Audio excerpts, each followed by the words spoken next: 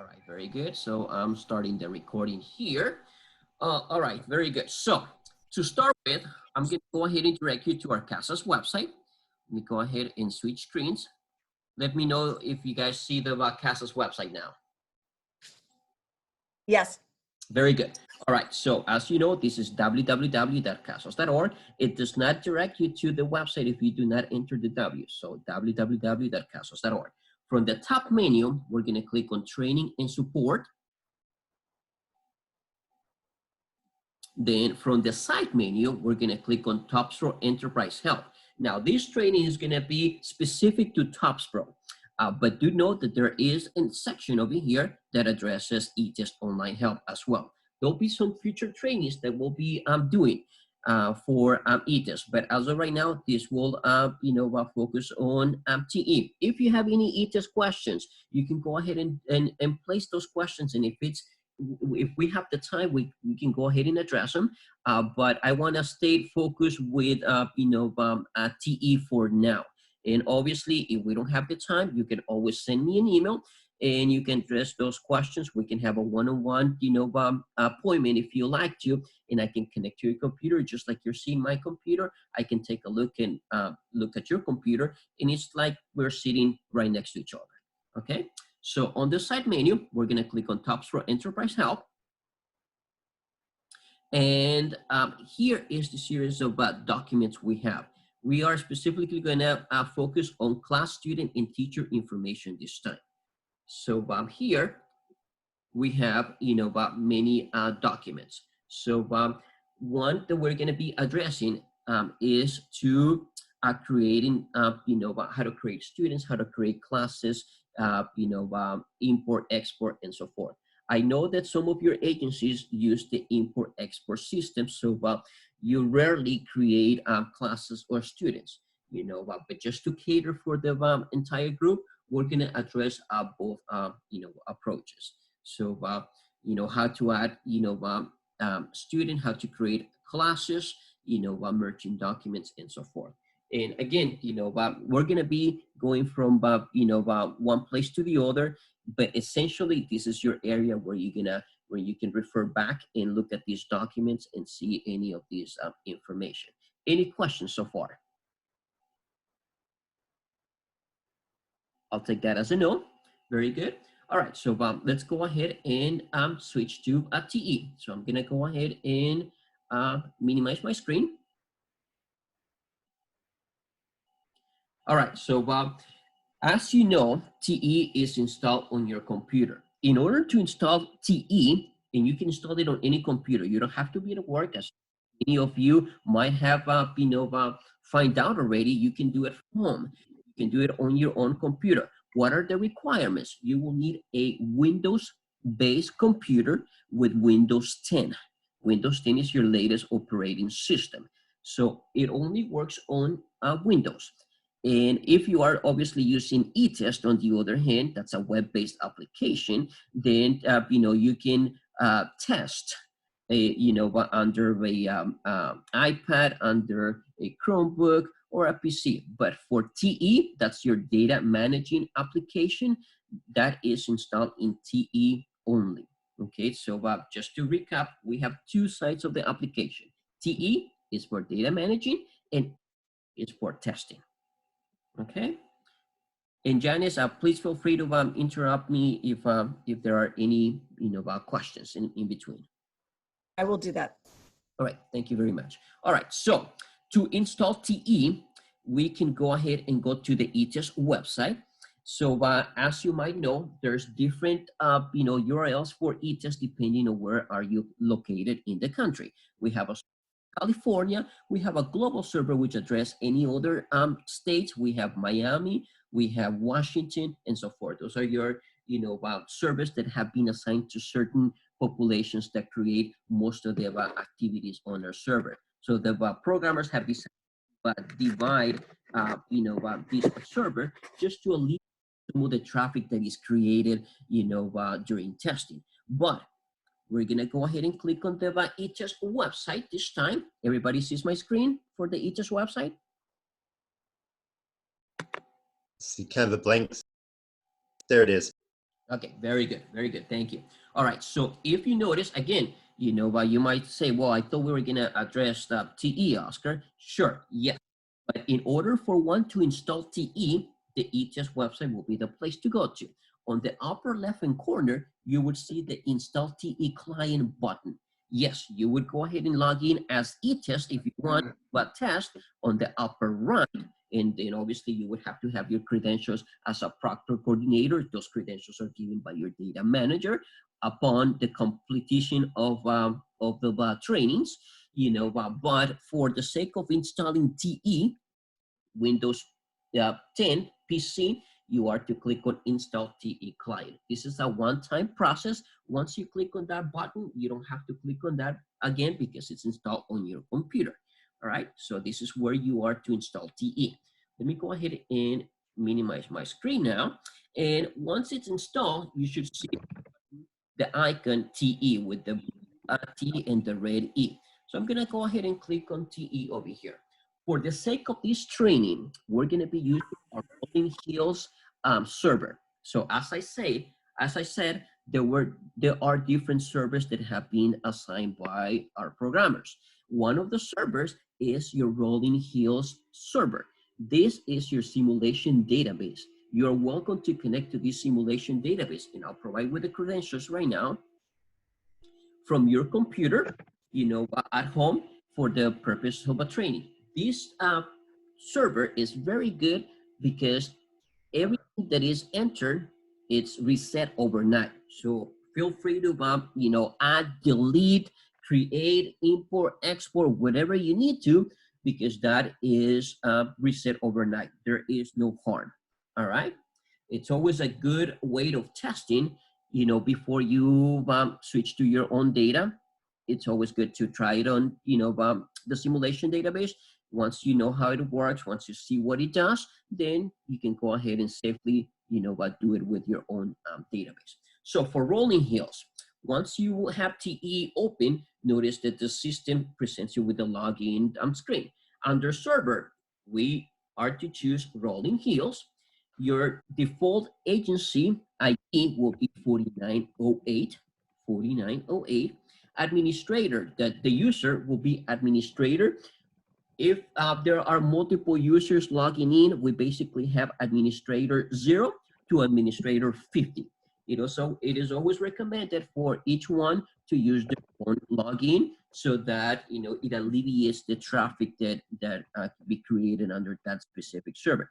So for the purpose of this training, I'll be using administrator 0 at rhas.org.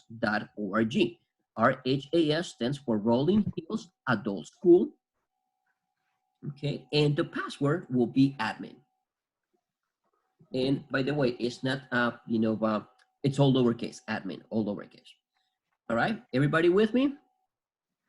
Just wanted to ask Oscar, we can arbitrarily pick 0 to 50 for a proctor username and then password, correct? And also with coordinator? That is correct. So as Tyler is pointing out, there are different levels of accounts. Again, this is all for the purpose of training here. But in order to have the most access, we are to use the administrator. So you can opt to use other accounts. Proctor will be a 1, and will be Proctor 0 all the way to Proctor 50. They all go from 0 to 50. And obviously that would show the limitation on access that one is to get. Okay, but for the purpose of this training, we're going to use the maximum level of access, and that will be administrator. In this case, I will be 0 at rhas.org. All right, so we're going to go ahead and click connect. Now the system is establishing the connection to the server.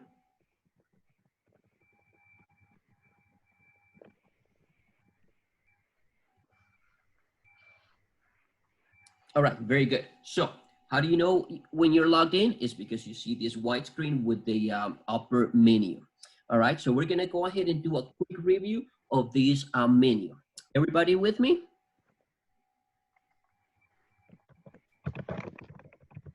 I'll take that as a yes. All right, very good. So we're gonna start from the left. We're gonna go ahead and hover. We're not clicking, we're hovering on top of the TE icon.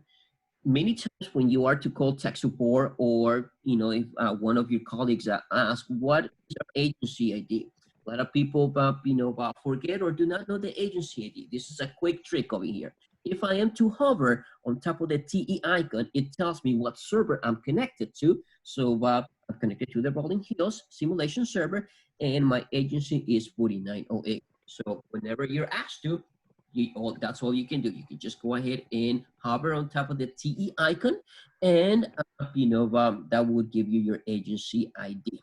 All right. Now, if you are to click on that TE icon, then you can go ahead and see the following options: lock, disconnect, change password, associate account, options, and exit. Say, for example, if you need to, walk out of the, room, say you're at the office and, you need to run to a meeting, you can go ahead and lock or disconnect. They both do the same thing. Lock obviously would expect the same credential, the same person with the same credentials to enter, that password to get you back to where you were before. Disconnect, on the other hand, will take you back to the login screen, and anybody else could go ahead and enter their own credentials and, log in. Basically, log will be for the same user to log back in. Disconnect will be probably good for if you want to hand it to the another user. So it takes you back to the login screen. The next user could enter their credentials and password and log back in. Change password, as the name suggests, is to change your password. Associate account, we're gonna skip that because that is really for programming purposes. And options, I'm gonna go ahead and click on options here. Now under options, these are some general settings that are set by default. Did I hear any questions or? No, not yet. No, we're good. Okay, very good.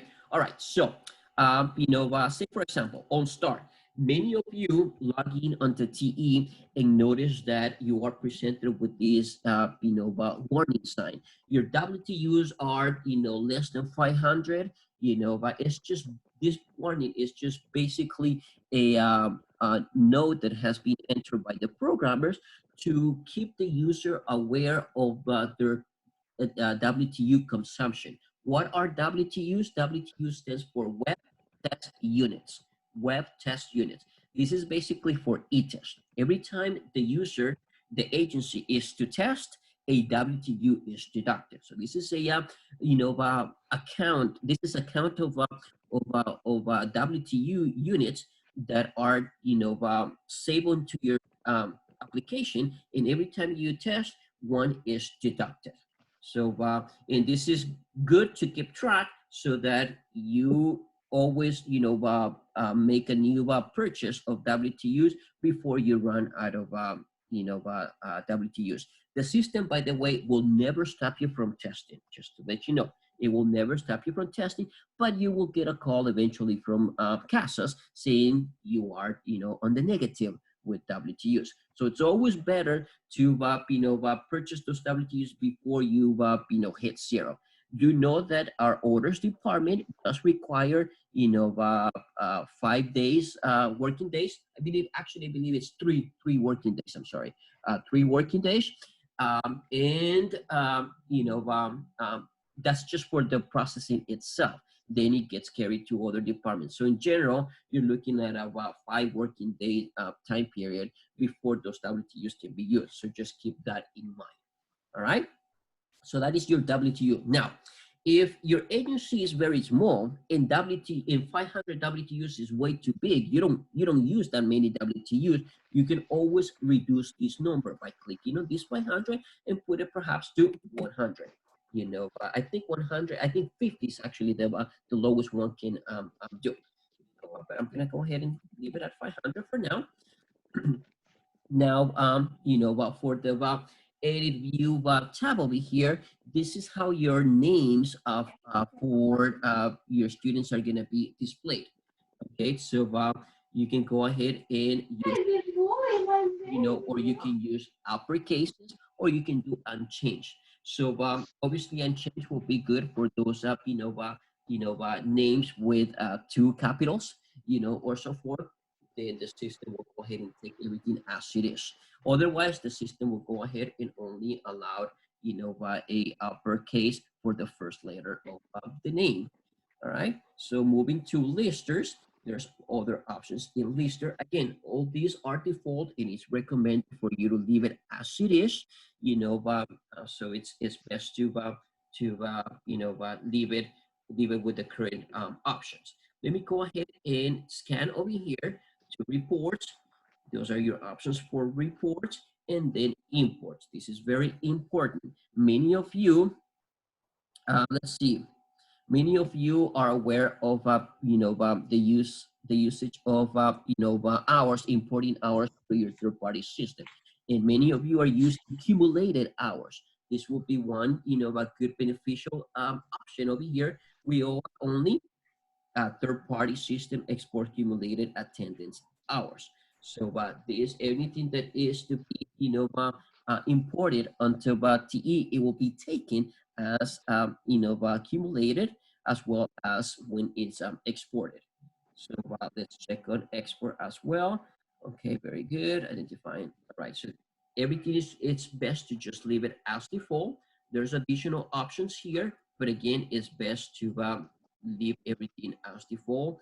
And just to show you the different areas that it gives you the option for.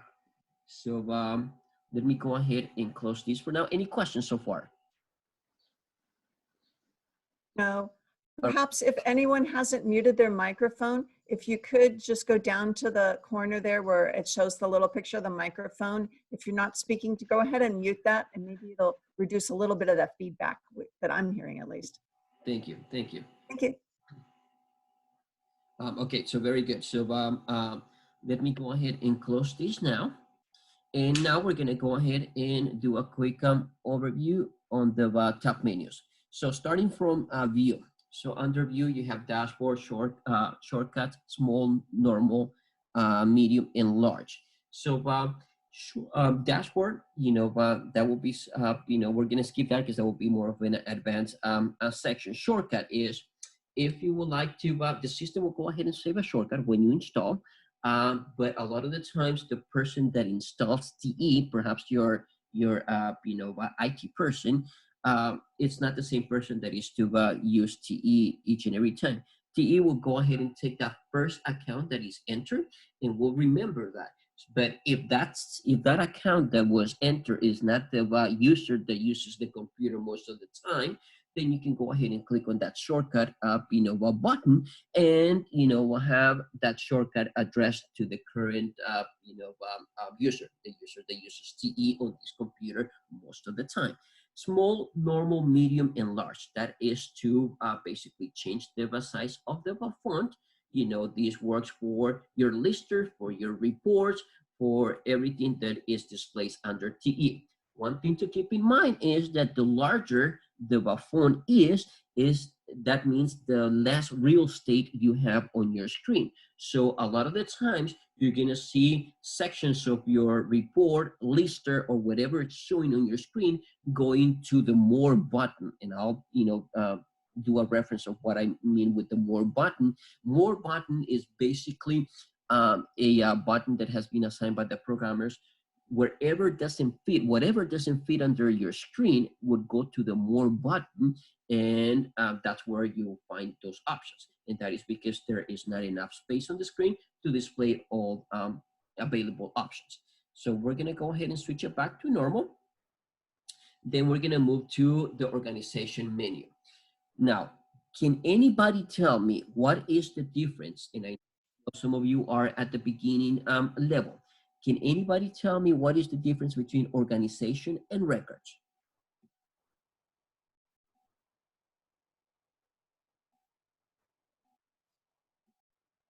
Anyone for 5 points? All right. Hey, Oscar, I'll probably jump in. So organization, is it accessing the agency's information? And also, so if we compare that to the records should be the student's information. That is Just to kind correct. of be brief on that, is that correct? That is correct, Tyler. Very good. So, Tyler, summarize it. The organization, as the name suggests, is all the settings has to do with all the settings, all the data, anything that is related with the organization. Of course, the student is related with the organization, but you see the agency level, data under organization. Whereas student, this will be the student level data. For example, student demographics, the classes the students are enrolled to, the programs the students are enrolled to, the test the student has taken, as opposed to organization. What is your organization? The sites that have been created under your organization, the class enrollments, the class definitions and instances that are created under the organization, the users that a data manager creates under the organization, their access, and so forth. So you see how the programmers have divided those two by organization and records. So we're going to start with organization, and we're going to click under agencies. Once we click under agency, what you're going to see is a lister. Yes, it's only one record because obviously each organization has only one agency, right? So under this agency, Rolling Hills, we have our agency record here.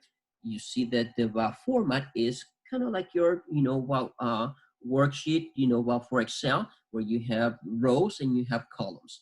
Under the columns, notice that you have the titles of each of those columns, and in addition, you have some icons, but to the left of that. Notice that when it comes to agency, we have a triangle, and for every other column, instead, we have a up and down arrow. Kind of looks like a diamond, so up and down arrow. This is basically your sorting button. You want to sort up, by ascending or descending order, you click, on this. Now, the agency has a triangle because that is your default sorting. So if I am to say, for example, click on agency, notice that the triangle switches to agency name. If I am to click on state, then the sorting switches to state. You can't see much right now because obviously we're dealing with one record. I will repeat this once we're seeing, many records displayed, but this is basically the function of this, icon. In addition to that, you see this little funnel. This is your add filter. So this is to filter. You can filter depending on the, column that you are selecting. So say, for example, here for agency name, basically it tells me, to enter, some information to filter by that. I can filter by equal with, start with, end with, and contains. Contains will be my suggested option because it's very flexible. If I happen to misspell the word, if I happen not to have the complete, word that I'm looking, let's say, for example, we're looking for a student here, contains will be the best approach. It's a lot more flexible. All right, so those are the two icons. And we'll go over these top buttons, once we get to the demographic lister, because this will be where you can see the changes for each one of them. All right, but for now, we're gonna click on this agency. And now you see the format that TE is gonna, it's using, because this same format will carry to other screens. And by format, I mean that here on your main window, you have your information window. In this case, this is information about the agency.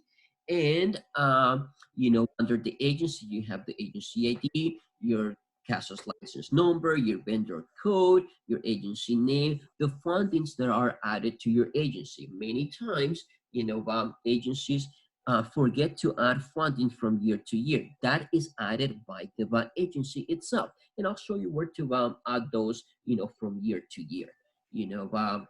Obviously, you would have to be aware of what funding you are given in order to select that corresponding funding. In addition to that, we have the state, the current year, sometimes agencies would have to switch years in order to see previous program data. Not recommended, just to give you a heads up, because whatever changes you make over here, it will affect other people on, TE or e-test. So it's always good to be in communication with, the rest of your crew before you make any changes over here. Then in addition to that, you have the WTU consumptions, and more agency level information. For those agencies that are CAEP, this is where you, get a reference of what consortium ID you're from, your consortium name, and so forth. Obviously, we are under the administrative account. Some users will not have access to this screen, and it's all a matter to either refer to your data manager to get access, or perhaps have the data manager provide this information. Just to add, every agency gets one data manager.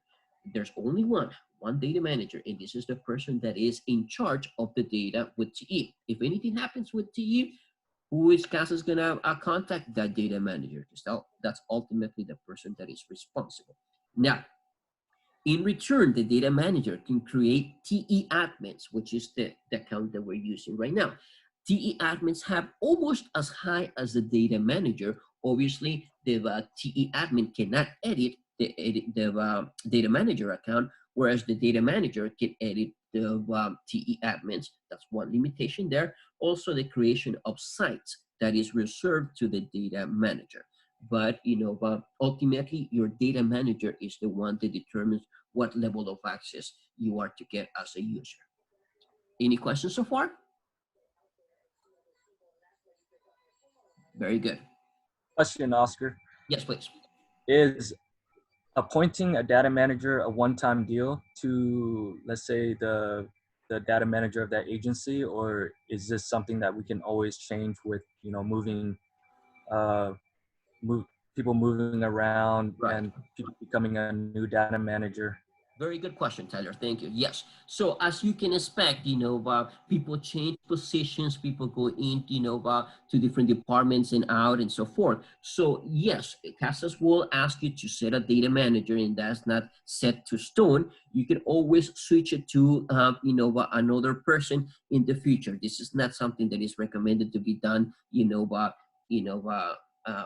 often, because there is, a responsibility that is assigned to the data manager. But if it needs to be done, of course, yes, you can go ahead and request this change. Now, because of the responsibility that a data manager carries, it's always important to document this, for CASAS to document this. So that the request is not done through a phone call. The request is not done, based on a person-to-person request. No, it would have to be sent via email, and the email will be go live at casas.org. Altogether, go live at casas.org. This is where you will make the request to change data manager. Obviously, it's requested, it's suggested for the current data manager before he or she leaves to send that email to go live, and obviously have a user account in TE already created before that request is sent. So under your request, you are seeing, I'm from agency 4908 Rolling Hills. I am the current data manager, and I would like to make Tyler Fu the next data manager. His account is already created in TE. He has all the credentials needed. It is recommended for one to be, it is requested, I should say, required for the next data manager to have, all trainings. That would be your proctor, your coordinator training if you are in e-test agency. Also, it's always good to have your implementation training, set as well. All right, very good questions. All right, we're gonna go ahead and move forward. Now, notice that under this screen, as I say, this is the format that TE uses. So you have your main screen over here with your agency detailed information, and then on the upper left-hand side, you have your navigator. Under the navigator, this is where TE uses the options that are pretending to that screen, that main screen that you are under. In this case, we're under agency information. So what pertains to your agency? Sites, test administration, program years, survey invitation sets, your users, access group, and so forth. So these are all the options that pertain to your agency. Let's go ahead and click on sites. Once we click on site, notice that TE keeps the same format, and under the main screen, you have the list of your sites. So remember how we were talking about the sorting buttons and the filter buttons. So this might be a good way to practice. So by default, notice that this particular lister is set from, descending to ascending. So if we want to switch it, I just click over here and then it changes my format from ascending to descending. Then I can also switch it to perhaps my sorting will be by site name, or if there's any other information, I can always, click on, the add filters and search for any records if I wanted to. Now, one question. Obviously, you can visually count how many sites I have over here, but can anybody point out what will be a reference of the count of this particular lister?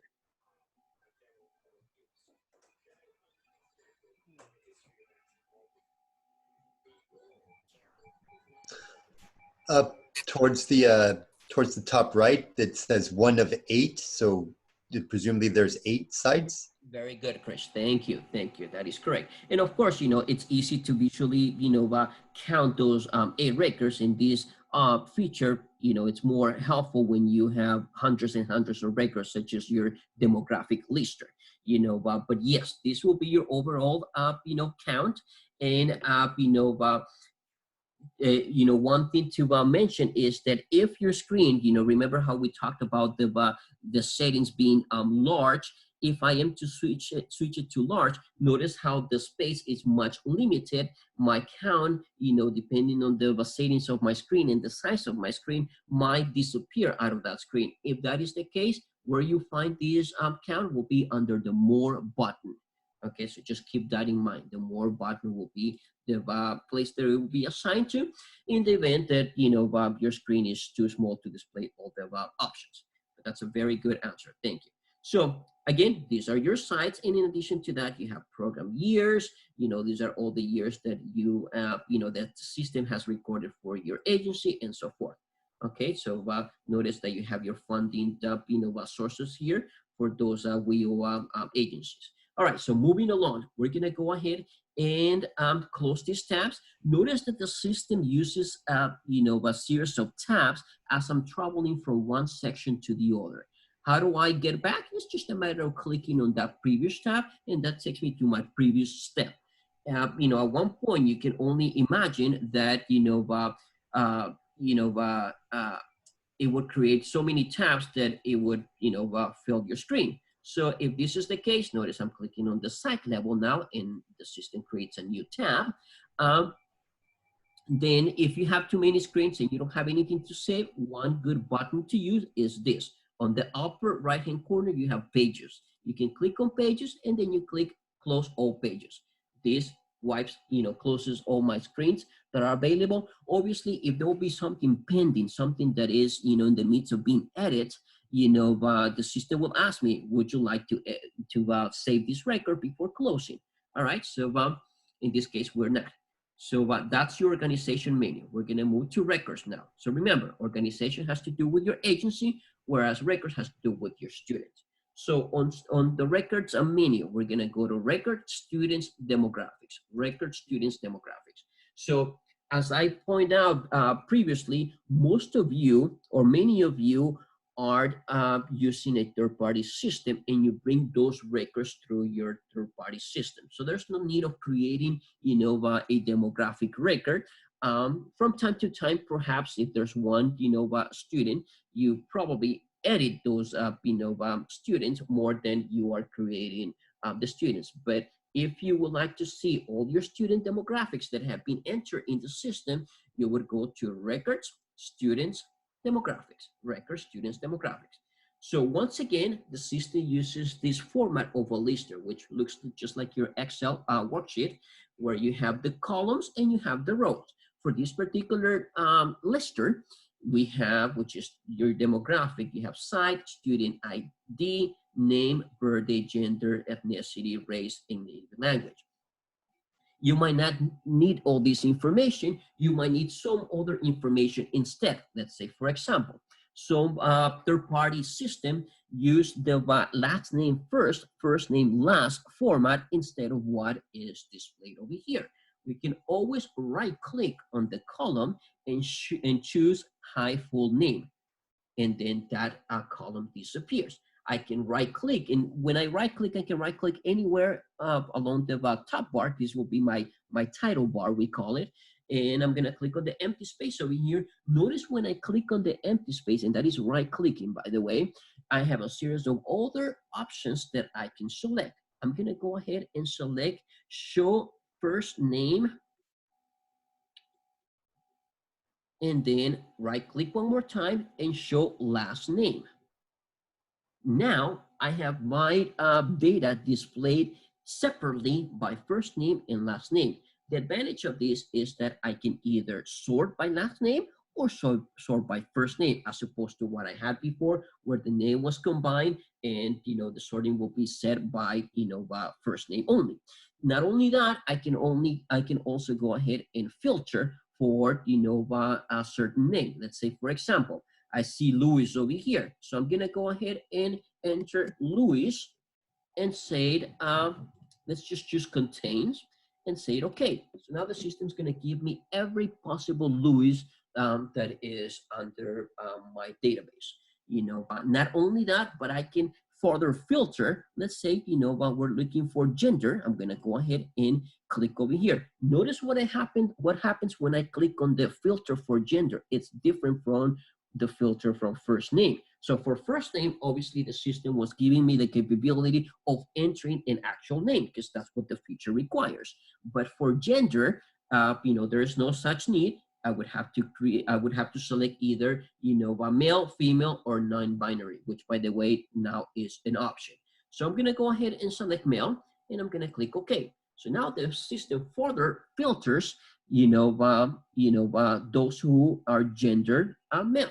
And I can do the same thing for site. If I wanted for site, again, notice that the filter for site is different from gender and birthday. And I can say I want to, focus only on those who are from my North Campus, site. So now the system's going to give me just one Louis, that I was looking for. So again, you can enter, as many filters as you need.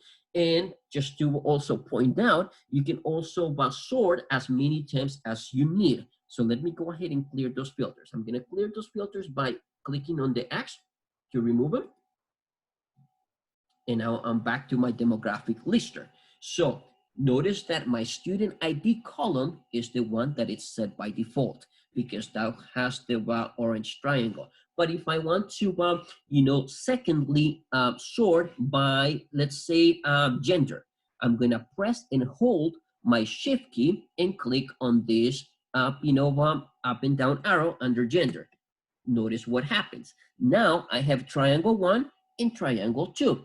That means that my first sorting will be by student ID and my second level of sorting will be by gender. And I can continue doing this. Let's say, we're gonna do it by native language. Then I have a 3. Of course, up to one point, it defeats the purpose of sorting because you have so many, right? But this is how you can go ahead and set, different levels of, sorting your data.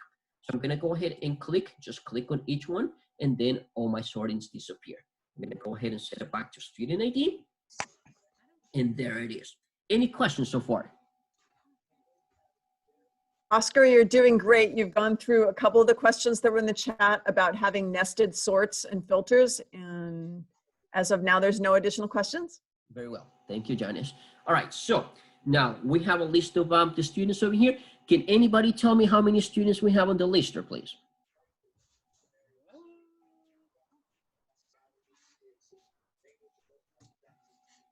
Anyone? 6,770. That is correct. Exactly. So again, you see the benefit of that count more so under this list because we have, thousands and thousands of records, so this is a good way to do it. Now you also see the more button over here. So if we click on the more button, notice that there's additional buttons over here.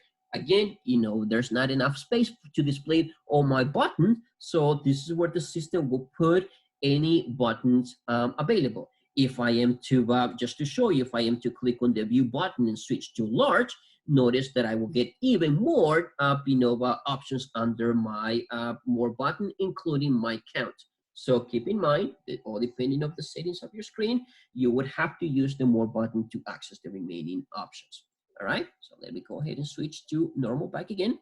All right, so let me just explain a little bit of the buttons that you see. So we addressed the columns, we addressed the icons, you know, that you would see for sorting into a filter. The new button, obviously, new is to create a new student. This is how you would create a new student. Here, the pull-down menu will be to switch from site to site. So if I only wanted to see those students from the North Campus, it's just a matter of clicking over here, and now only those students from the North Campus are selected. I have 2,875 students for North Campus alone. How can I confirm that these are students for North Campus? If I am to look at that column for site, it confirms that these are 01 North Campus. Notice that I can also put my cursor in between the columns and expand my column if I needed to. Not only that, I can also click and drag my column and move it anywhere I want to, but just, you know, dropping it in between those two columns. And say, for example, if there's a certain format that you prefer and you don't have to do all these changes each and every time you go to this particular lister, your demographic lister, you can always save the schema. So how do you save the schema? You can go to more and to the time, edit schema. So under edit schema, you go ahead and assign the name. Default will be for the default, you know, schema that is to open each and every time. Or if you want to go ahead and say, you know, students by last name, and then you have the option of using the default, which is what's suggested by TE. And in addition, you can easily switch by just, you know, by clicking on your schema and choose students by last name. You know, then you have the two options. So that's another recommendation. All right, so let me switch it back to the agency level, which shows me every you know, site. Then aggregated. What aggregated means is if a student has activity under multiple sites, that becomes an aggregated record. So basically, this tells me, you know, those students that are aggregated versus those that are not. Subsites. So as you know, you have the agency. So in terms of hierarchy, the bigger umbrella is the agency, right? Under the agency, you have sites. Under sites, you have subsites. Subsites are not commonly used because, you know, most agencies, the further breakdown they will need will be sites. You know, but if you are to, you know, look for subsites, this will be the place to see those subsites. Filter button does, you know, in a way, kind of like this approach over here, but this will be for every record under my lister rather than one particular column. So this, you know, opens other possibilities.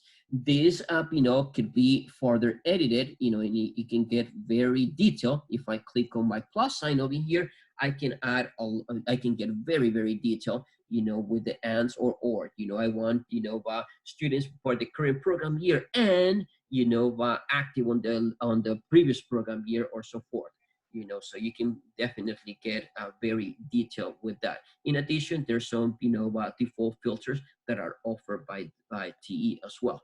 All right, so as you might know already, every lister, every report only shows data for the current program year.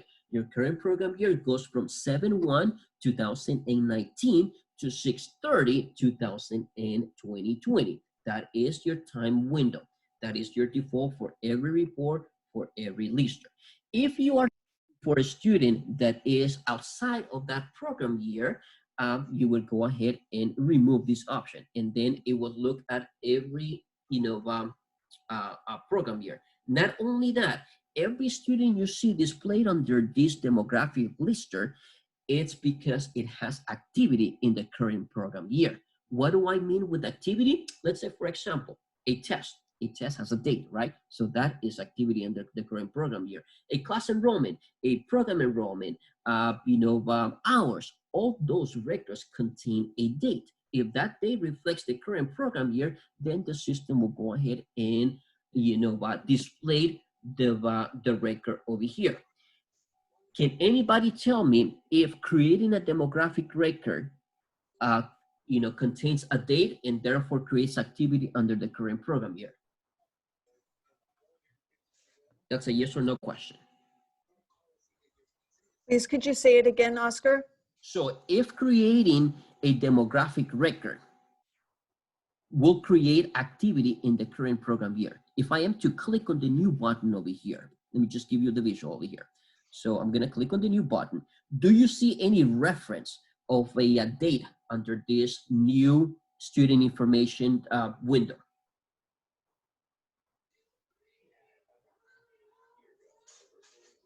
All right, there's a few people replying yes, and there's a couple replying no. Okay, very I good. think we need to hear the explanation. Very good. All right. So let's just go ahead and quickly create an ID. I'm just gonna say, notice that the ID will take alphabetic and numerical characters. So let's just say CASAS over here. That will be the ID.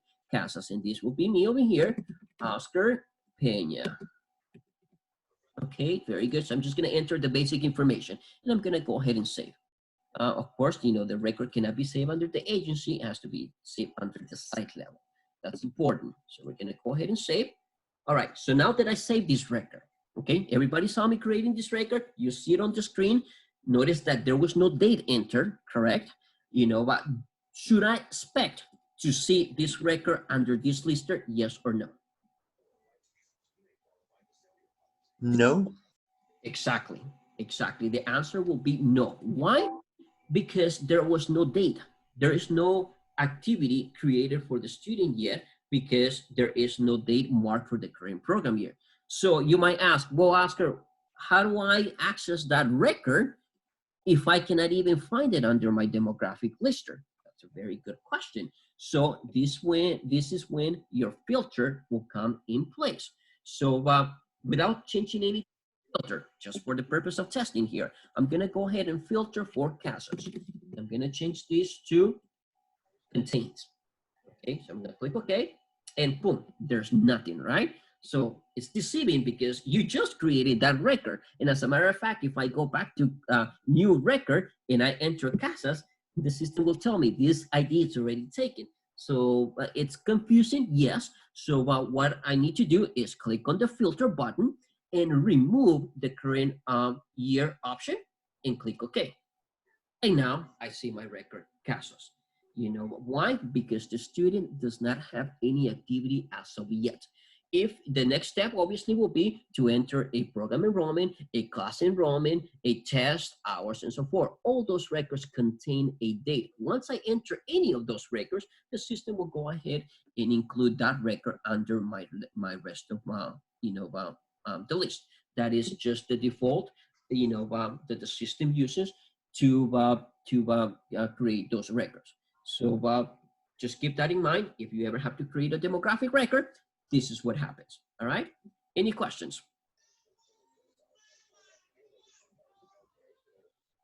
All right. Very good. I'll take that as a no. We're gonna move along. So under my records menu, again, remember record addresses the the demographic records, and you also have the creation of classes or enrollment. Oscar, Yes, please. there's Yes, please.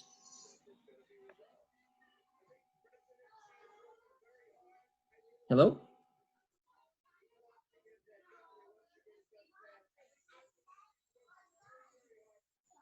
Any questions? I didn't hear anything on my end. There were two comments in the chat box, but I was waiting until you got to a different point to interrupt you there. One question is, do you always use CASAS under the student ID? Use CASAS under student ID, meaning do you have to enter the word CASAS? No. And tell me if this is not exactly what you're asking. The field of student ID could be, it's alphabetic or numeric, or a combination of both. You can enter anything you like. I believe it's up to, I want to say 16 characters that the maximum you can enter, which is plenty. But you can use a combination of words and letters.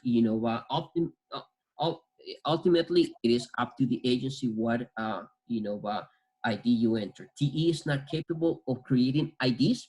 That will be a role for your third-party attendance registration system. TE only takes whatever you enter. Does that answer the question? Yes, I think so. That's where the student ID number is created, which is, you were just getting into that right now. Also, Yes. there was a request when you were removing the program year. If you could show that just one more time, please. Please show removing the program year. Very good. All right, so we're gonna go back to record student demographics. And again, I'm looking for my CASAS student, right? Oscar CASAS student. So I'm gonna go ahead and filter for CASAS. I'm gonna switch it to contains, because it's a lot more flexible. There's no student CASAS. So if I click on the filter button and then click on the X for current program year, this forces the system to look across years now. I'm gonna click OK, and there is my student CASAS. Now, also know that if I need to edit the student, obviously editing will be entering a class enrollment and so forth. I could just go ahead and go to class enrollments here and enter a new class enrollment if I need to. Also, if I need to edit the record, you have a pencil icon, which is your edit button, so I can further edit this information. Okay, very good. So now, in addition to that, you have the class enrollment. As I said, you can enroll the student in a class, you can enroll the student in a program, you can, see the test the student has taken. So let's switch to test, records and test. We have basically just a little over 30 more minutes to go, and I will give the microphone next to Tyler. Tyler will go over, we went over the creation of student demographics, but Tyler will go over the creation of a class. Okay, but in a minute, let me go ahead and go over test, and then we'll switch back to the class, and then and then we'll take it back. All right, so test. Just like my demographic lister, follows the same format. You have rows and columns. You can go ahead and expand those rows, move those columns, and add, other, options if you need to. Okay, so you can also sort, and by double clicking on a certain record, it takes you to that particular record. TE always uses that format where you have the main screen, the main information displayed on the screen. There is nothing much to show over here under the navigator, because you just got to the bottom of record, and there are no other options for test. But obviously you can click on that pencil if you ever need to change that date, the class, and so forth. Notice that the system records those answers. Those answers are not available. Even if I am to click on that pencil icon, I cannot change those, because that is secure data. Once it's entered, it's recorded. There's different ways of entering a test, by the way. You can create that test manually. So say if I am to click on the new button, I can create a test, manually. I can go ahead and scan the test. Those of you who are doing paper testing, you're familiar with the process of scanning. I can scan the test, and ultimately, whether it's done by one mean or the other, the data would always look the same. Once it's in TE, a test is a test, regardless of where it came from. Okay, so those answers will be locked, and it cannot be changed. Okay, then you can edit things such as the date, the class, and so forth. But other than that, there is no other options. So that will be your test. So again, organization is for the agency level data. Records is for the student level data. All right, so I'm gonna quickly switch to Tyler, and then we'll go back to reports, tools, and help. All right, Tyler. So go ahead, please. I'll control the cursor, but you go ahead and take over. Thank you, Oscar. So I'd like to also say that I am starting new with TE, and I just want to ask, is everyone confused yet? No. Good. So I want to say that TE is a very vast and robust system, and it's going to take some practice. So we're always here to answer questions. You can always call tech support. But I'd like to ask, if Oscar, you can always jump in. I'm just gonna give the brief overview of adding classes and adding students. But you can always jump in, Oscar, and give some more details on that. So in order to add classes, we'd have to remember the organization and records, the difference between that, as Oscar mentioned earlier in the training. Organization has to do with agencies. So if classes were to go with agencies, we'd go into organization and then classes and then definitions. So in TE, there's a parent and child relationship. Parent is the basics of the foundation of your information. So we would have to define the classes first. And so we go to definitions.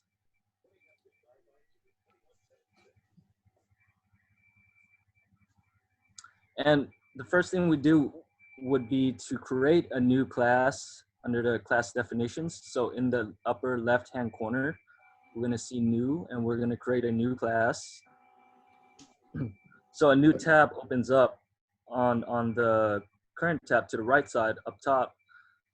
And then this is your basics of information that you're gonna provide for the new class that you are creating. So it will ask for our site first. And so the site that we are on right now is 4908, and they do have subsites. So subsites are, they fall under the sites. So it goes back to the parent and child relationship again. So a site can have subsites also. So for this example, we are using the North Campus, Rolling Hills North Campus. If I can add, Tyler, so what the agency is 4908, the site will be 01 North Campus. Thank you, Oscar. Mm-hmm. So we click on that. So pretty much going back to my explanation earlier, this is the area where we're creating a class from the bottom up. Any new class that we create, it starts here. Class ID. And Oscar, fill me in on this. Can it be any arbitrary class ID number? That is correct. So just like your student ID, it takes any alphabetical or numerical characters. Perfect. Okay, so we can make up any class ID, and just to make sure, it has to be unique. Is that right, Oscar? We can't have... That is correct.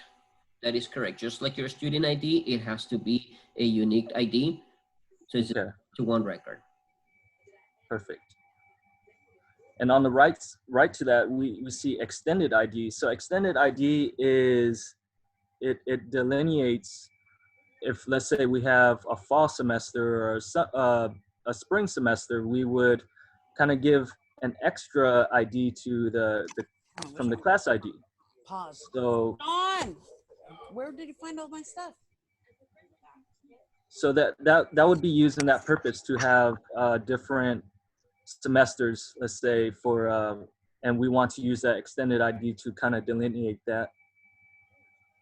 How much did they charge you? And if I can add, Tyler, so extended ID, as Tyler pointed out, it's usually meant for the time period, the term, for that class. It is a complicated field, because you have to keep in mind as the user, if you're importing, if you're adding, that your class ID is no longer CASAS. Your class ID will be CASAS, and in addition, you have to say spring, 20. If I am to misspell spring, or if I am not to include that space between spring and 20, guess what happens? The system creates a new class. Obviously, it would ask before it creates a new class, but a lot of the times, trust me, we see it on tech support, people do not see that confirmation, and just go ahead and click OK. So it's one field that is actually recommended not to use. Instead, what CASAS recommends is to just put it as part of your ID. In this way, it's a safer choice. you can just put underscore and then spring 20. So your ID, it's CASAS underscore spring 20. It gives you less opportunities to misenter that ID at the point of import, at the point of creating records and so forth, and avoids opportunities of creating a duplicated a class. Of course, it's not a duplicating a source of ID because, as Tyler pointed out, TE only accepts one type of ID, but there will be another variation of the class, CASAS underscore spring 20 as opposed to CASAS underscore spring space 20. So those little things are always good to keep in mind, and it's better to enter them under class ID rather than extended ID. Just a personal suggestion. Ultimately, the feature is there, but based on what we see in tech support, it can get people in trouble. Go ahead. Thanks for that explanation, Oscar. As we can see, it's very, it takes a lot of details in naming your classes. So Oscar, where it says course code, I'm not too familiar with that. Can you give that an explanation? Is that something right? that's So this is just very good. So this is just another, form of identification for the class. So at the agency level, you might have a certain, in addition to the class ID, you might have another reference number for that class, and that will be the course. It's not a necessary field. The only, two mandatory fields here will be class ID and class description. Perfect. So class description can just, it's pretty much self-explanatory from there. It could be English ESL 1, ESL 2. It's just giving your class and the description to the naming process that you're doing here with the class definition. So it's for organizational purposes, and it can, it makes things a lot easier for you. Yes. And if we move down right here, Oscar, I'm not familiar with the CIP code. Can you explain that a little? In the CIP code, but maybe, Janice, CIP in the 822 code, can you, mention anything of this, Janice, if you have any information? The 822 code is usually a 4-digit number that has to do with the way that the class is organized. So like right now, if you type 9999, right there where your cursor is, it'll jump down 4 nines, please. It'll jump down to an example of a class that's got a high school diploma class with a computer laboratory setting. So it's like a distance learning designation. It's useful for grouping things together. It's not widely used within TOPSpro Enterprise, but it's handy for other things. It's really not required. Okay, so the keyword is not required. Okay. Gotcha. All right, very good. So we're gonna go ahead and move forward with saving. Okay, Tyler? Correct. Now, Yep. one thing to mention, notice when I save, notice what's gonna happen under my navigator. So now I have other options under my navigator. Go ahead, Tyler. So that pretty much sums up for creating class definitions. We finalize it by saving. And like Oscar said, it's confirmed right there in the tab where it says CASAS-ESL 1. So that would finalize that process. So we'd go back to class definitions, and we could actually see. Well, in this case, the class has a definition, but keep in mind that as of yet, just like with the same example, that same practice or exercise that we did with the student ID, there is no mention of a time over here. So as of yet, this class is created, but we would have to clear the filter in order to see the class over here. So, but until we enter the instance, which by the way, the instance carried the date. So this will be an active class once we create it. Perfect. So this goes back to our example of creating students, but there's no activity, and it won't show up in class definitions unless we have activity. Is that correct, Oscar? That is correct, yes. Perfect. So on the navigator, on the left side, we'd have have easy access to what we'd want to edit in our class definitions for shortcuts, pretty much. So right there where Oscar is hovering his mouse, we have class instances, class enrollments, class records, and teachers. But we'd want to edit class instances, right, Oscar? That is correct. Okay. So class instances is creating classes at particular times or instances, pretty much. And let's say we have a class that runs from July 1st to October 1st. That would be one class instance. And we'd create class instances by clicking the new button. And this pretty much gives us all the basics of a class, this class that we want to denote for a particular time period. So we'd highlight that with program year. For this program year, it's July 1st, 2019 to June 30th, 2020. And just to point out, Tyler, notice that the system gives us the opportunity to create future classes. So you can always create those classes in the future. It just gives you this option as we are getting closer to that, time period. But you can always create your classes in the future as well. You cannot enter, tests because obviously, data, because obviously that, the date hasn't happened yet, but you can create those classes prior.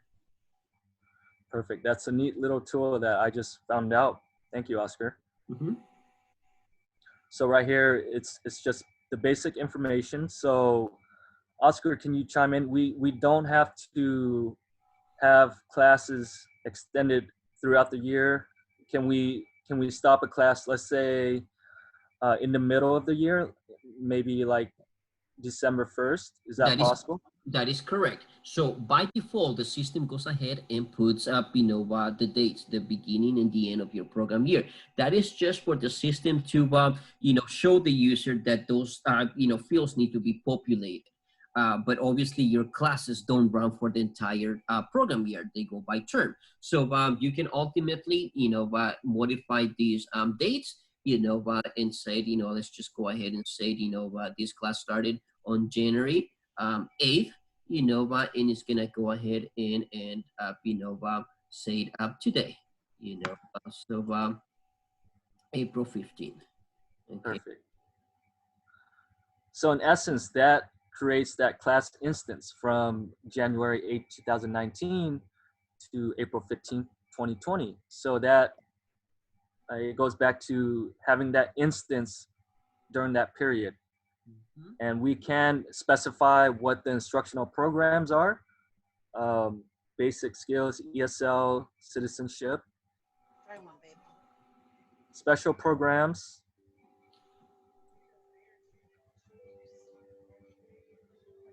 and then Oscar, do we want to provide any information at this point in regards to distance learning for special programs? That's a very good point. Janice, would you like to chime in on this?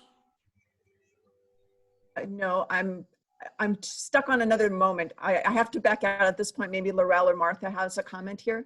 Sure. Okay. All right, so just to add, so as of right now, as many of you, know, we are under a time where distance learnings are, needed. Distance learning classes are the only option. So this is how you basically create a distance learning class. So under a special program, you go ahead and select distance learning. In addition to that, you have to, it's always recommended that under, instructional settings, you select either distance learning only or classroom plus distance learning, all depending on how much time is to be given under each of those, platforms. Is it more than 50% done under the class? Then, that class will not be a distance learning, that will be a regular class.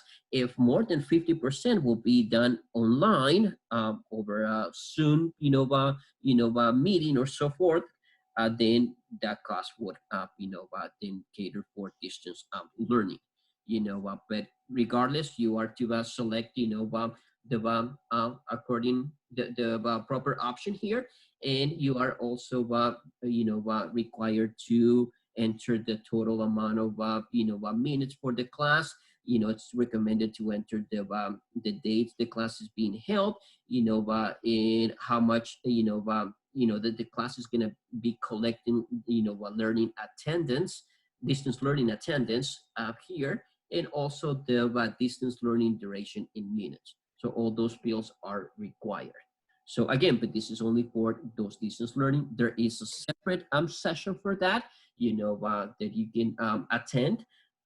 Definitely, you can always, send us an email to techsupport@casas.org, and we'll, refer you to the registration of those classes. But just to go over the options that one is to do, particularly with distance learning.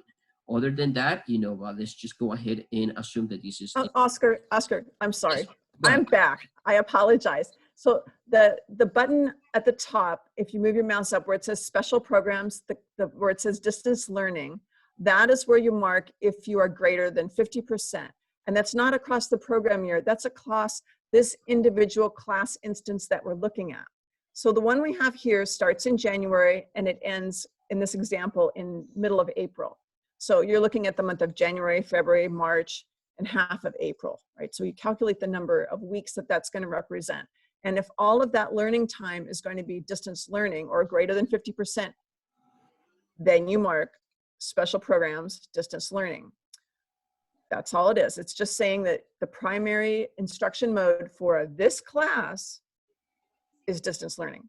Now, if you scroll down, the part where it talks about instructional setting, that is a totally optional field. There's nothing in TE that actually uses it. There's no reports that look at that. And when I was first looking at distance learning, it got me really confused. And that's just straight out of the developer's information bank. So you can mark this instructional setting if your agency just wants to track it or for whatever purposes.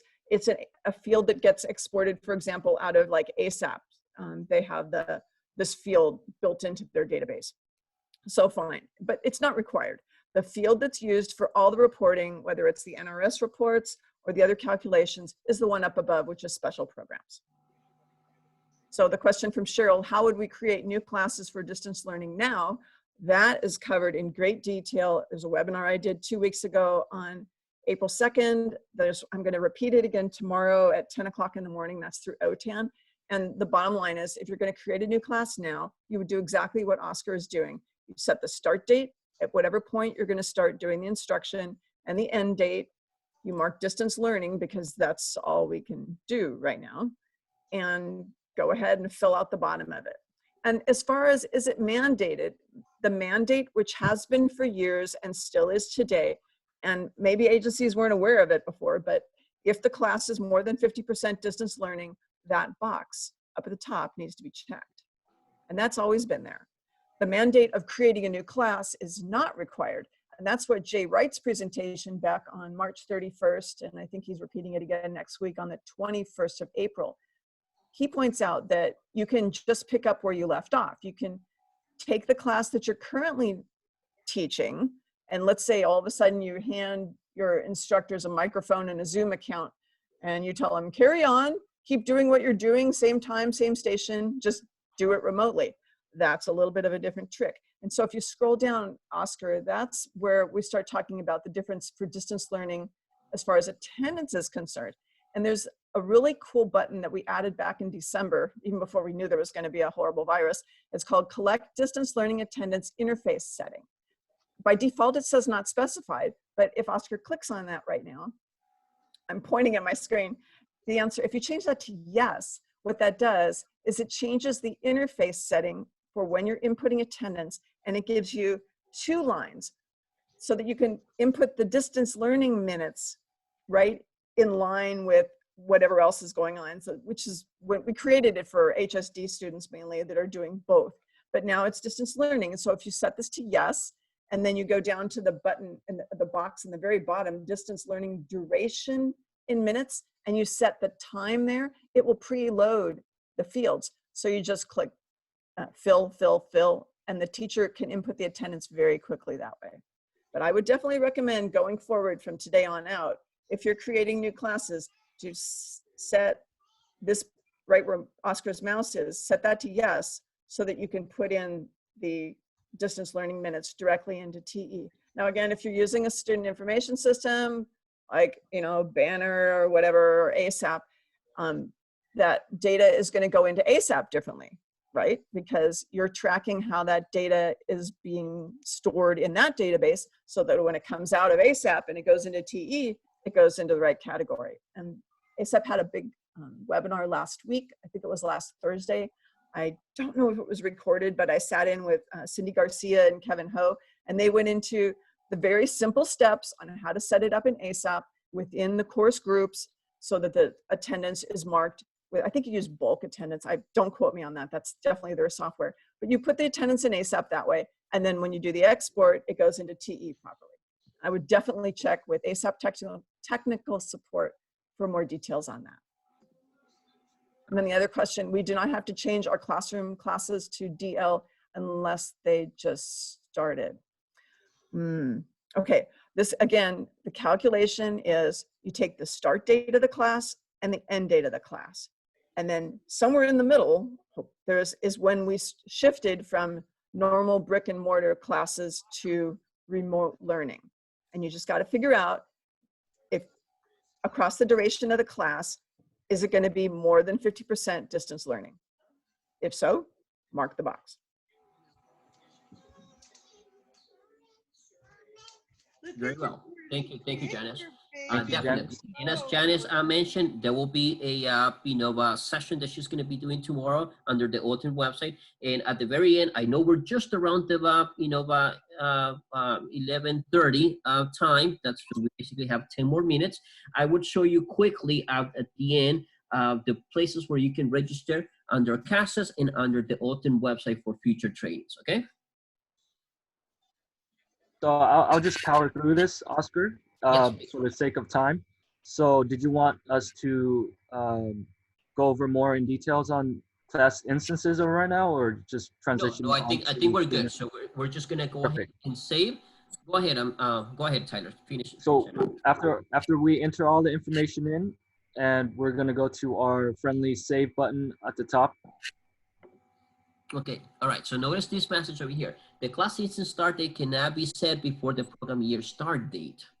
7/1/2019. 2019. And that's because we have it for 2019. Is that right, Oscar? I can only assume. Yeah.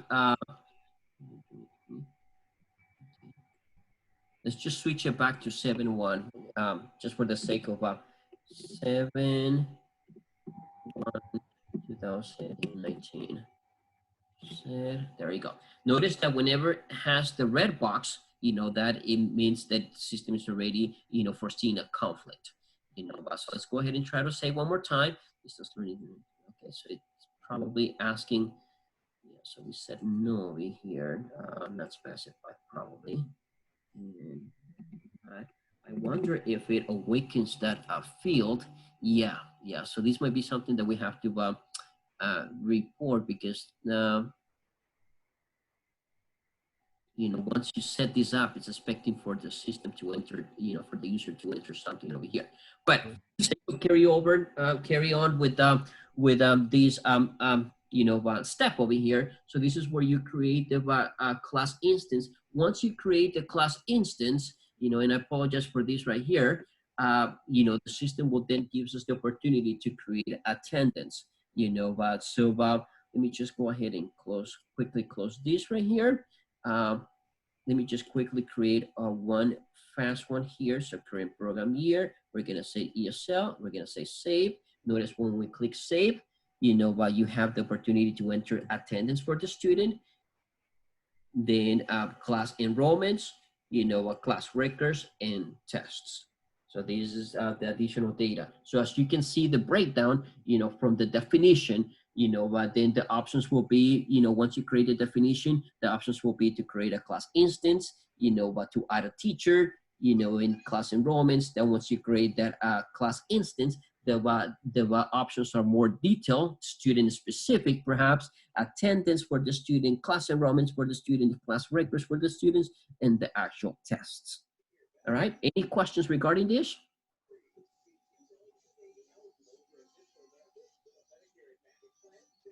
All right, very good. So I'm gonna go ahead and move forward. So I'm gonna go ahead and click on pages and close all pages, okay? So quickly moving to the remaining options. And please keep in mind that we are limited on time, so we're gonna power through, but please always, make sure to send us an email. Tech support at casas.org is our general email. Opena at casas.org is my email. See if you have any other, follow-up questions. So reports, as you know, the word reports suggests of the reports that are available in TE. There's multiple. There's the niche of TE will be the power found in TE is under listers and reports. Those are the two big, areas where TE is really, strong. This is where the most of your data could be, found. So for reports, there's multiple reports that you're gonna find, whether you are looking to do reports for your own cleaning up of your data as a data manager, or the person that inputs the data at your agency, or perhaps to offer reports for your teachers. So say, for example, if you're that data manager and is looking to clean your data, you are to go to reports, data management, and this will be just one report. Let's say you are by agency. So you go to reports, data management, and NRS data integrity.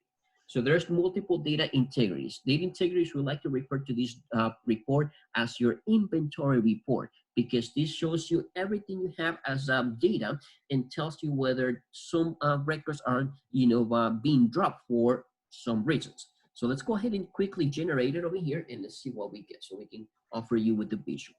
Now, this is for WIOA specifically, but there is one data integrity for CAEP, and there's another data integrity for payment points. So basically, payment points, data integrity, and NRS, data integrity will work, together, and CAEP will be for those CAEP records. All right. So here you see the description of the items. We have a total of 15 students that are outside of the ages of 16 to 110. So this automatically drops the student for being either too young, which student means that it should be in high school, or too old, for whichever NRS reasons, the system has set. The next reason down, which is a lot of students, I have to point out as if I will be the data manager, playing the data manager role here, 4,948. That's a lot of students to be dropped. Notice that it occupies 87% of your data. And, basically, if this will be the beginning of the semester, that is to expect, because the student haven't achieved, hours yet. You're just testing, and with your pretest, which don't require any hours, whereas your post-test, CASAS recommends 70 to 100 hours of instruction. That's recommendation. And but then it will be expected for that number to be much lower. But if this will be the beginning of the semester, that is to expect. Now, notice that as I hover on top of each of these fields, I get this red outline. That means these are drillable, fields. So I can click on this 4,000 plus, category for less than 12 hours of instruction, and I see the detailed list of each of those students that have less than 12 hours of instruction. Just like my other listers, I can filter, I can sort, so I can get to the specific record. So basically here you confirm that the student, yes, this student, Louis, the student, it's a new student, just enrolled yesterday. He is to get his first attendance hours at the end of the week. So this is fine. This is legitimately, in the right place.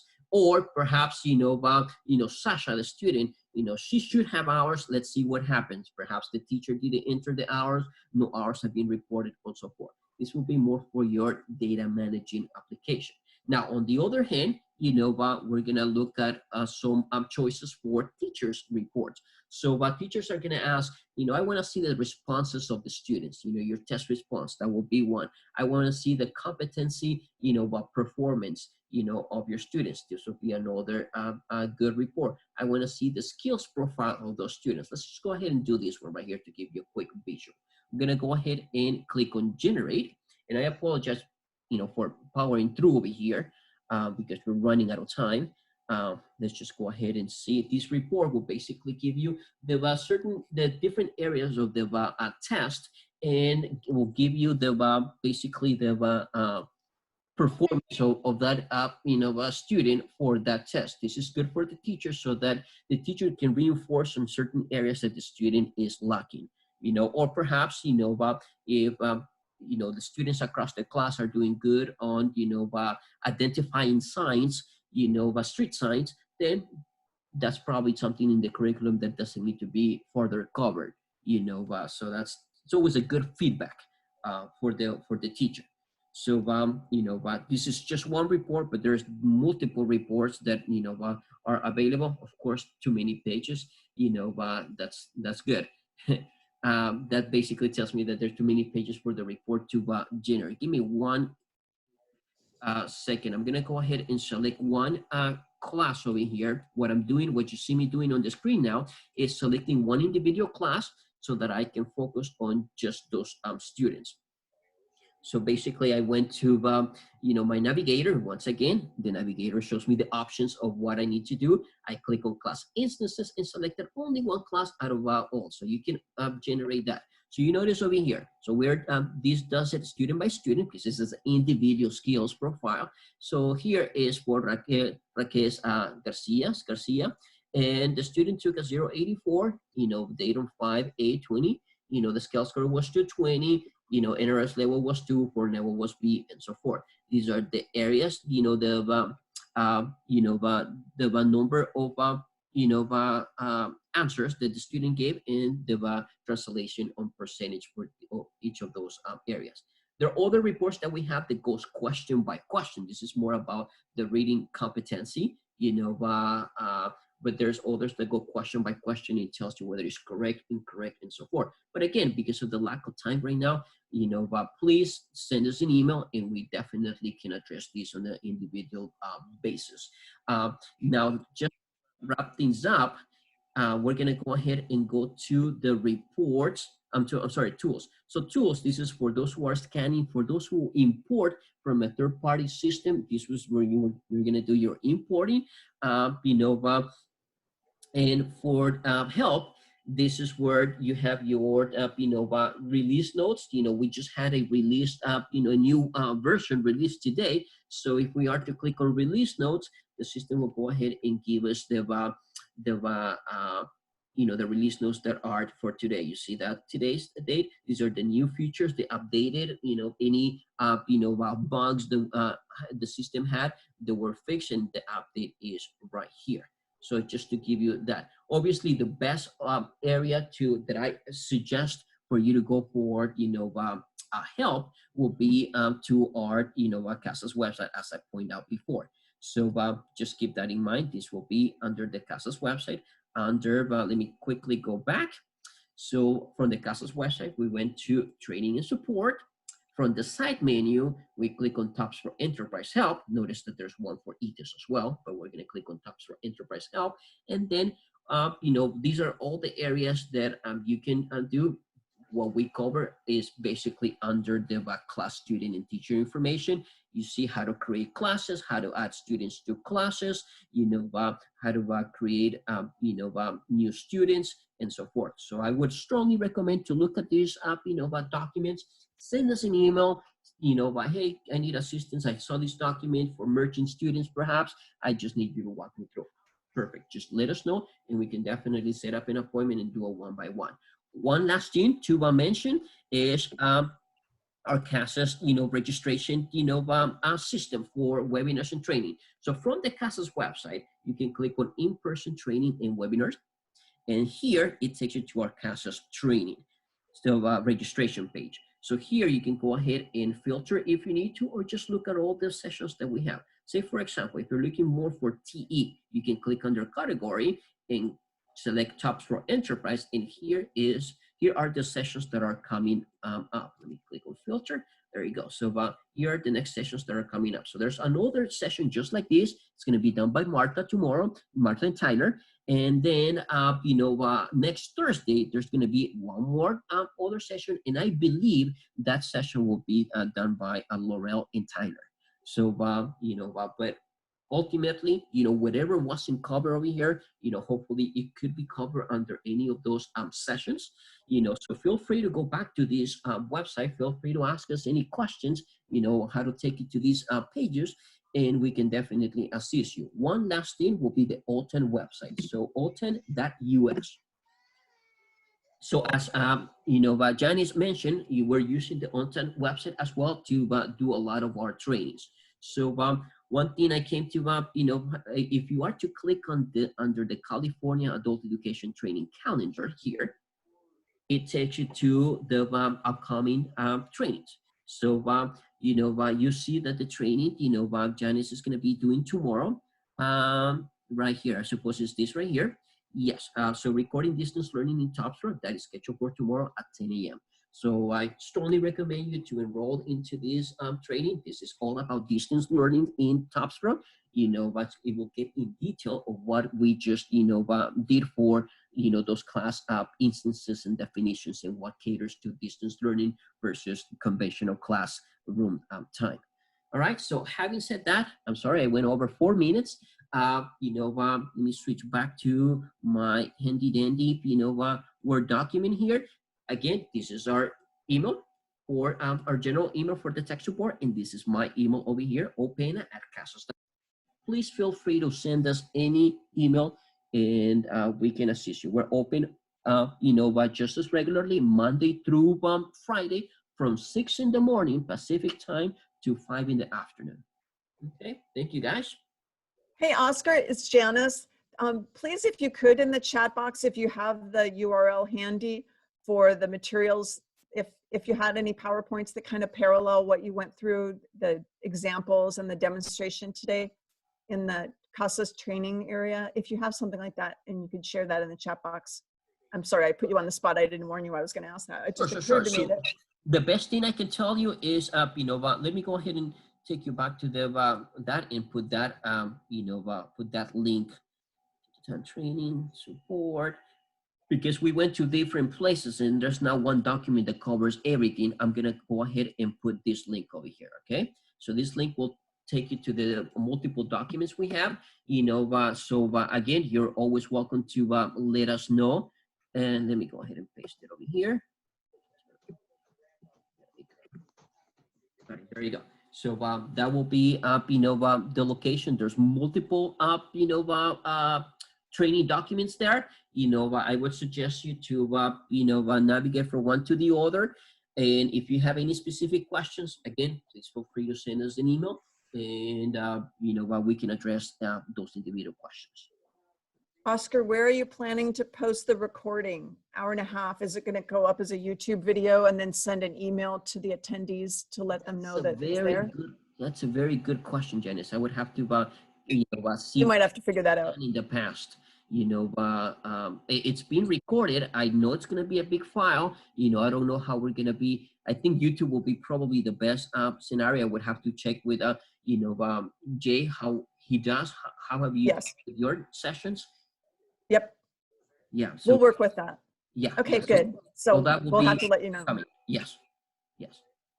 So the question is, if I attend the basic training tomorrow, will it continue where we left off? Cheryl, are you referring to TE Basics tomorrow?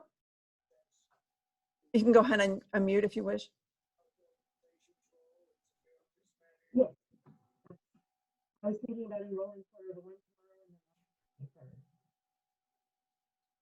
So to answer the question, if I understood the question correctly, no. Basically, this is each of those, as you might have remember, you all receive an email asking for which day will be best. So technically we'll have a set new people coming tomorrow, so it's important for them to get all the intro information once again.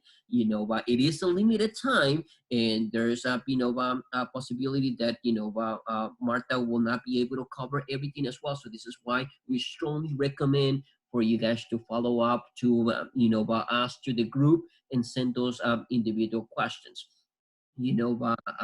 So definitely, perhaps in the future there could be something as a TE advanced, type of thing, and that will definitely cover things more into detail.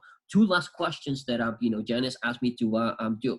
If you have any other users at your agency that need the TE basics training, please go ahead and let us know. You can type it on your. I don't know how you want this information, Janice. Do you want it to be typed in the chat, or send an email to me directly, or Whichever is easier, that's fine. I will say send me an email. Send me an email to opena@casas.org. Mention the person, in the email of the person, so we can always get in contact with this, user. Send us that email and the name and your agency. Please include your agency name and your agency ID. It's always important. So we can go ahead and start addressing those people that are in need of this type of training. This is specifically for TE basics. Now, the next question is this, and as well, send me an email with this information. If you consider that there are any other areas, whether it's TE related, ETS related, policy related, but tell us of what other areas, you would like to have trainings. Would you like to have a ET basics training? That's for e-test. Would you like to have, another training that covers other areas of perhaps both? Let us know. Send me an email to opena@casas.org, and I'll go ahead and compile this information and provide it to Janice so that we can provide you guys with more options for trainings. Oscar, I think two great suggestions in the chat box so far. One was for TE reports specifically for data managers. And I know that Jay and I are planning a couple presentations in May on that. Mhm. Also, TE reports for teachers in the way that you can use the reports to guide instruction. And that's another project that Margaret Teskey is working on, and Oscar would certainly be able to work with her on pulling together some presentations on that. Perfect. Yes. Also, it's important, I know that when I first joined my adult ed school that I was working for 4 years ago, that if you can get involved with the local network meetings that are held every month, they're webinars, it's hosted by one of the CASAS program specialists. Up here in Northern California, it's Kay Hartley. Down in Southern California, it's either Lynn Robinson or Margaret Teskey or Jay. In the Central California area, it's Barb Lehman. And we can get you hooked up with those different groups, and they meet every month. And it's a great way to stay in touch with anything that's changing. It's got directives from the CDE. All in all, very useful. And we always remind people, okay, April 30th, you've got a bunch of deadlines. Don't forget these 15 things, right? And it's a great way also to meet new friends. I definitely have made friends in the chat box that I'm still in contact with today. Highly recommended, yes. And you can find those on the, let's see if I can grab that real quickly, probably not fast. The CA Adult Ed Training, here it is. You go to caadultedtraining.org and you look for the network meetings by the region numbers. So like Northern California has 1, 5 and 8 is Bay Area, etc. And again, you could always send us an email if you don't get any of these, links or websites. Send us an email, and we can definitely provide that information with you, to you. Okay. Great. All right. With that said, well, thank you very much for everything, and hope you guys are safe and staying healthy. All right. Thank you very much. Thank you, everyone. We hope to hear you guys soon. Thank you for joining this training with us. We had fun and hope you guys learned something today. Thank you, everyone. Take care. Bye. Thank you, Oscar. Thank you, Tyler.